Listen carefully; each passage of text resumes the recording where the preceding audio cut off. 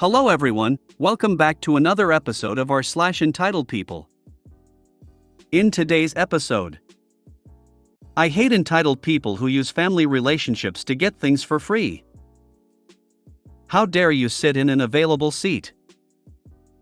I'm getting sick of my Auntie Karen. Before we get started, make sure to subscribe so you will never miss a video. So let's get started. I hate entitled people who use family relationships to get things for free. I usually park my car in front of my father's main gate. I went there today to get some fruits from his small orchard. Note, as someone pointed out, I would love to mention that I help my father financially and has been helping him to maintain his house, compound, and orchard. Thanks. Suddenly, someone stopped his car in front of me while demanding, "I want one fruit. Give me." I was thinking, what a piece of shit, and answered him in "Oh." He continued to say, "I just want one. You don't know me? I'm Jill's husband. We're related." As if I should know who he is. I said, "So what? You can buy your own fruit if you want," which he then replied, "You're so rude," and continued to whine how families should tend to each other's needs. Yeah, right, I'm not even close to him nor his wife, and we barely meet. They never help us with anything and pretended not to know us when we saw them at the supermarket. I don't understand his stupid excuse. Perhaps I should ask him for money to define his logic. Such an entitled person. I actually don't mind sharing some of those fruits if he can say something courteous as, "Hello. I'm James, Jill's husband. This might sound shameless, but could you give me one fruit, please?" My in-laws had a massive avocado tree in their backyard. My husband's cousins would conveniently visit once a year and strip the tree of all the avocados. So, my husband beat them to it the last several years. Needless to say, they don't visit anymore. Initially read this as "beat them to death the last several years" and was very concerned. I'd have thrown it at him. If it bust, so sorry, and throw another. How dare you sit in an available seat? This happened a little while back, but something made me recall it. I take the bus almost everywhere. Public transit in my area is pretty good, and circumstances made it that I just never got my license and got used to public transit. One time I got on the bus and it was pretty packed. I'd recently twisted my ankle. I could walk on it, but I couldn't put any weight on it for prolonged periods. I saw an older man sitting in the aisle seat of a two-seater with no one next to him. He got up to swipe his bus pass and I slipped into the window seat. He started yelling at me for taking his seat. I didn't sit in his seat, I sat in the seat next to him. I just gestured to his original seat and said, "There's two seats. They're meant for two people." He started cussing me out. There were no other available seats, so I couldn't move even if I wanted to. A couple stops later and the couple in the two-seater across from us got off and the man made a big show of moving to the other seat, glaring at me and muttering about me under his breath. He literally got off one stop later.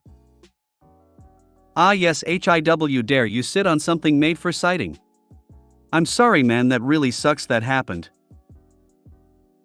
Honestly, as a chronic conflict avoider, I was pretty proud of myself for having a remark in the moment, lol. I'm so glad I have stopped using public transportation because entitled people have really made it hard for me to contain my anger issues. I have a ton of stories I could tell, but just reading this actually made me annoyed, huh? Sorry you had to have that stink in your memory, OP. I'm getting sick of my Auntie Karen. So, in 2 days I am going to be selling flan at a church holiday market. Now, the way I make it, it's set in individual ramekins. It takes almost 2 hours to make one batch, so I made it clear to everyone in the household, even talking individually to set a schedule with everyone, to make sure that I would have the kitchen to myself today so I could make the batches of flan in time for them to be able to cook and set right. I told my aunt this multiple times, and even made sure she'd be done. She was making some pie filling for the thing she's going to be selling and decided to start on Monday. No big deal, right? Wrong. She decided she was going to make 30 jars worth of apple pie filling in 2 days and has been hogging the kitchen the entire time. At first I thought she would at least let me have my day to make my flan since I had clarified multiple times exactly when I would need the kitchen, but no. She was already working on 2 more batches of pie filling, and on top of that she said that the kitchen wouldn't be free until late tonight, but the thing is she's been working into the night for 2 days now, so chances are I won't have any time to make my flan during the day. I'm going to have to stay up all night to make the flan because for some reason my aunt couldn't spare the time or counter space for me to do it now. She even had the audacity to complain about how I was rushing her and taking up her time when I specified that I needed the kitchen weeks in advance. I don't know if this counts as entitled Karen behavior, but for the sake of my rant I'm gonna say it does.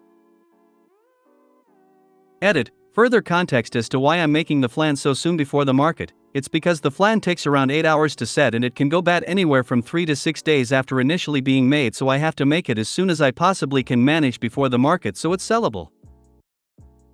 Your aunt definitely fits the Karen category as a super shiny member. I would have just tossed all her stuff out of the kitchen and out the door. You organized time, and the second she went into your time she should have been gone.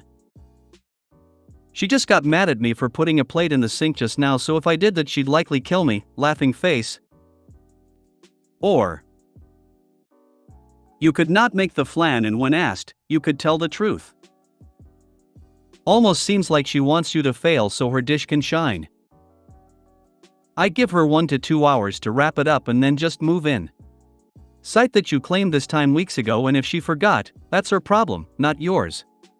Give her a choice of compliance or throwing down with the backup of your other family members. No other option. She's a bully and will only respond to strength. If you made it to the end of the video, thanks for watching. Don't forget to like, subscribe and share, and we will see you in the next video.